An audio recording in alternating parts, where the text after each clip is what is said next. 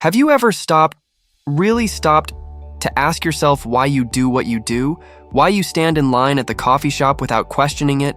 Why you automatically say thank you even when you don't mean it? Why you sit quietly on a crowded subway staring at your phone pretending the people next to you don't even exist? Is it because you want to? Or is it because everyone else does? We like to think we're independent. We like to believe we make our own choices. But the truth is, many of the things you do every single day are not decisions. They're habits, they're reflexes, they're social scripts, written long before you were even born. Social norms, invisible forces, rules you didn't sign up for, but you follow anyway. And here's the crazy part. You probably don't even know why. Today, I want to take you behind the curtain, to peel back the layers of this invisible social programming, to show you the unconscious behaviors you're following, and just maybe, to help you reclaim some of your autonomy. Because the first step to breaking free is seeing the chains. Let's dive in. First, what even are social norms? They're the unspoken rules that keep society running smoothly. Rules like don't, cut in line, say please and thank you, dress appropriately, and don't start singing loudly in a library. You probably never questioned these rules. You just followed them because everyone else did, because it felt safer. Social norms are like the air we breathe. You don't notice them until you try to stop. They're passed down by family, by school, by friends, by the media, until they feel natural, automatic. But here's the thing. Most of these norms aren't based on some universal truth. They're cultural habits, products of specific times and places. They feel like common sense, but they're really just common practice. Let me give you some examples. Let's start with one of the simplest, standing in line. You're at the grocery store. You walk up to the checkout, and what do? You stand behind the person in front of you. You don't shove past them. You don't cut to the front. You wait. Why? Because somewhere along the way, society decided that queuing up was fair, that it created order out of chaos. And now, you feel uncomfortable even thinking about skipping the line. But think about it. There's no physical barrier stopping you. Just an invisible social rule that we all agree to follow. The queue is a symbol of fairness, but it's also a system of control, and you've internalized it so deeply that breaking it would feel wrong. Now let's move to something more subtle. Silence in public spaces. You get on a bus or train, it's packed with people, but no one is talking. Why? Because there's an unspoken rule. Don't disturb others. Keep your thoughts to yourself. Stay in your bubble. But this rule isn't universal.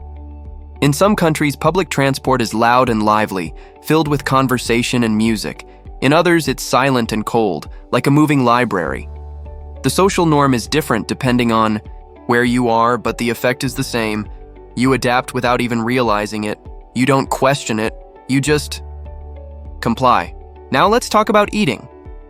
In many cultures, eating with your hands is completely normal. It's intimate. It's sensory. It's natural. But in much of the Western world, it's considered rude, uncivilized. We use forks, knives, spoons. We have rules for where to place them on the table. We have entire etiquette books devoted to how to use them properly. But have you ever asked, why? Why is eating with your hands wrong here, but right elsewhere? The answer, social norms. Not logic, not hygiene, not science, just an inherited rule that we follow without question. Let's keep going. Clothing. You wake up in the morning and decide what to wear. But that choice isn't really yours, is it? You choose based on what's appropriate, what's acceptable, what won't get you stared at, laughed at, or judged. There are invisible guidelines shaping your wardrobe every single day. A suit for a job interview, a dress for a wedding, jeans for a casual day out. If you showed up to a wedding in pajamas, or to a funeral in a bright Hawaiian shirt, you'd feel out of place. Not because those clothes are objectively wrong, but because they violate the norm, and we fear that more than anything, don't we? Standing out, being judged, breaking the rules, even if we don't know why those rules exist in the first place. Now, here's one that hits even closer to home. Saying thank you and sorry. How many times a day do you say these words and without even thinking? You bump into someone on the street. Sorry. A stranger holds the door for you. Thanks. The waiter brings your food. Thank you. These words have become reflexes, but are they always sincere? Not really. Sometimes you're not sorry at all. Sometimes you're not really thankful, but you say it anyway, because that's what's expected. Because it smooths social interactions, because it signals politeness, respect, or deference, even if it's empty. It's a script, automatic, programmed. Now, here's the real question. Why do we follow these norms without thinking? Why do we accept these invisible rules as absolute? The answer is survival. Humans are social creatures. From the earliest days of our species, being part of the group meant safety. It meant food, shelter, protection. Standing out meant danger, exclusion, rejection. So over time, we evolved to conform, to blend in, to follow the group's rules, even when they didn't make sense.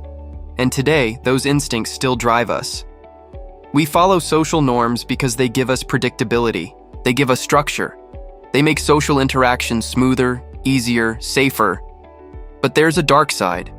When we follow blindly, we stop questioning. We stop thinking.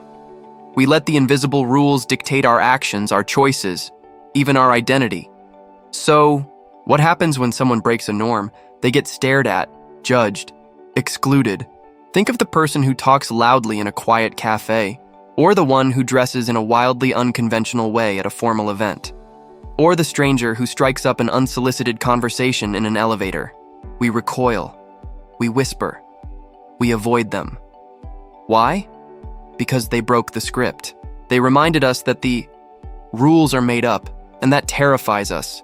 But here's the liberating truth. Social norms are not laws of nature. They're human inventions. Flexible, changeable. Once upon a time, it was a norm for men to wear powdered wigs. Once upon a time, it was a norm for women to not vote.